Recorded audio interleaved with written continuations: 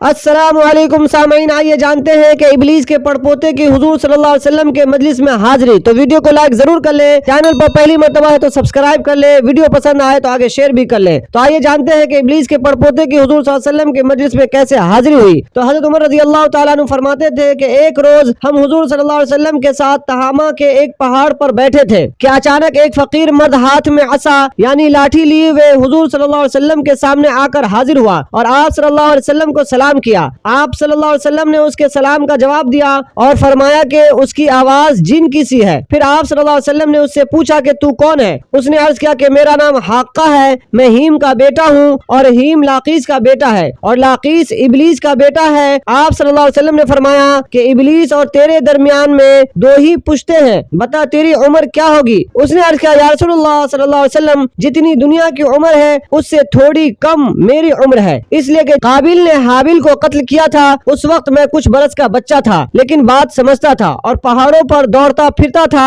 اور لوگوں کا غلہ اور کھانا چرا لاتا تھا اور لوگوں کے دلوں میں اپنے خبیث و اقربا سے بدسلوکی کرنے کے وسوسے ڈالا کرتا تھا۔ حضور اکرم صلی اللہ علیہ وسلم نے فرمایا کہ تیرے بچپن کے عمل تو ایسے ہیں، جوانی اور بڑھاپے کے کام بھی ایسے ہی ہوں گے، تو بہت ہی برا شخص ہے۔ اس نے عرض کیا یا رسول اللہ صلی اللہ علیہ وسلم، آپ مجھ کو ملامت نہ کیجیے، اس واسطے کہ میں اب توبہ کرنے آیا ہوں اور میں نے حضرت نوح علیہ السلام سے ملاقات کی ہے اور ان کی مسجد میں ان کی صحبت میں رہا ہوں۔ پہلے میں نے ان کے ہاتھ پر توبہ کی تھی اور 1 سال ان کی مسجد میں رہا ہوں اور حضرت ہود اور حضرت یعقوب اور حضرت یوسف علیہ السلام کی صحبتوں میں رہا ہوں اور حضرت موسیٰ علیہ السلام سے میں نے ملاقات کی ہے اور ان سے توریت سیکھی تھی اور ان کا سلام حضرت عیسیٰ علیہ السلام کو پہنچایا تھا اور حضرت عیسیٰ علیہ السلام سے بھی ملاقات کی تھی۔ حضرت عیسیٰ علیہ السلام نے فرمایا تھا کہ اگر محمد صلی اللہ علیہ وسلم سے ملاقات کرنا نصیب ہو تو میرا سلام ان کو پہنچانا۔ سو اب اس امانت کے بار کے ادا کرنے کے واسطے آپ صلی اللہ علیہ وسلم کی خدمت میں حاضر ہوا ہوں اور یہ بھی میری آرزو ہے کہ آپ اپنی زبان فیض ترجمان سے